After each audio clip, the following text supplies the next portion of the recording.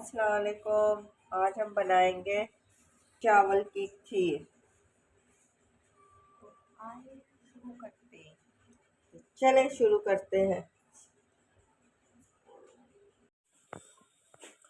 अ, ये खीर के लिए मैंने दूध 2 किलो तकरीबन है, इसे मैंने रख दिया और साथ ही इसमें दूध रखा है चूल्हे पे। और साथ ही इसमें हम चावल जो मैंने 2 से 3 घंटे पहले गीले करके रखे थे ये इसमें शामिल कर देंगे। जैसे जैसे दूध गर्म होगा पकेगा और ये चावल खुद ही नरम हो जाएंगे। इसे मुझे पीसने नहीं पड़ेंगे। यहाँ से साफ करके आप इसमें डाल दें। हाँ, बर्तन में चावल लगे हुए ना रहे सारे। चम्मच की मदद से इसको अच्छी तरह से हिला लेंगे और बार बार इसको हिलाना है जैसे जैसे दूध पकता रहेगा और इसी में ये चावल फूल जाएंगे। अब ये दूध पकने लग गया और आग आपने डिम कर देनी है और ये साथ साथ पकता रहे। पक पक के ये गाढ़ा हो जाएगा। जब बिल्कुल एक जान हो जाए उस टाइम तक हमने इसे पकाना है। अब इस टाइम पे हम इसमें खोया भी साथ में शामिल कर देंगे, वो भी इसके साथ पकेगा।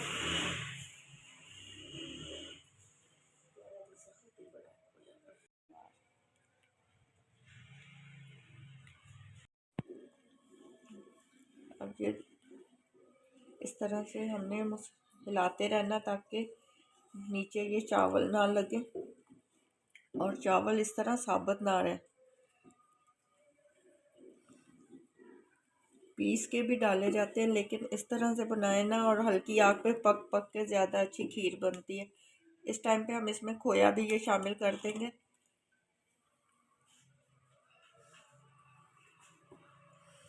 और डेमा हिलाते रहें ताकि ये भी अच्छी तरह से मिक्स हो जाए। अभी हमने इसमें चीनी नहीं डाली जब तक गाढ़ा होता है।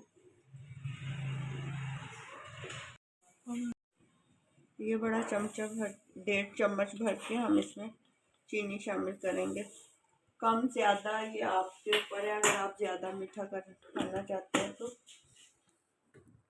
ये देखें अब गाढ़ी हो रही है आहिस्ता आहिस्ता पक के, लेकिन डिम में ही आग के ऊपर आपने पकाना है। अब इस टाइम पे हमने इसमें चीनी शामिल करना है और साथ ही हम इसमें नारियल शामिल करेंगे। नारियल हमने काट के ये इसमें खोपरा ये शामिल करना है। जो जो चीज़ आप शामिल करना चाहते हैं, काजू काजू बादाम, मैं नारियल और सिर्फ बादाम शामिल कर रही हूँ।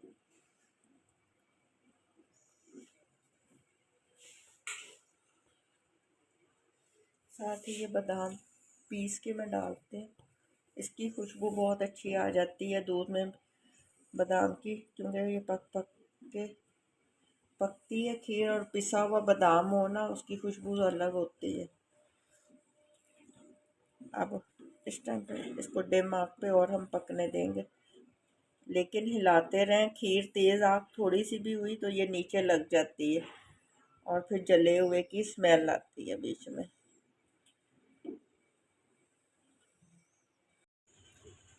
खीर पक पक के यकजा हो गई है, ये देखें बिल्कुल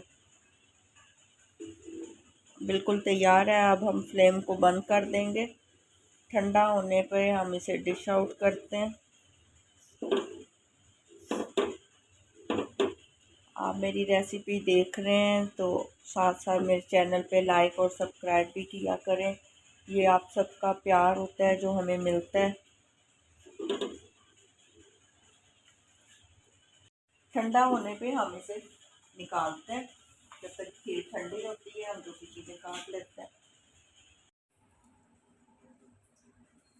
हमारी रेसिपी ये तैयार हो चुकी है।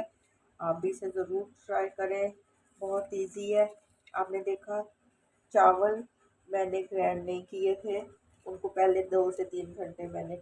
अगर आप कहीं पे आपसे कोई चीज़ मिस होती है तो आप दोबारा रिपीट करके देख लें, बहुत अच्छी बनती है ये खीर। आप भी ज़रूर ट्राई करें, अपनी दुआओं में याद रखें।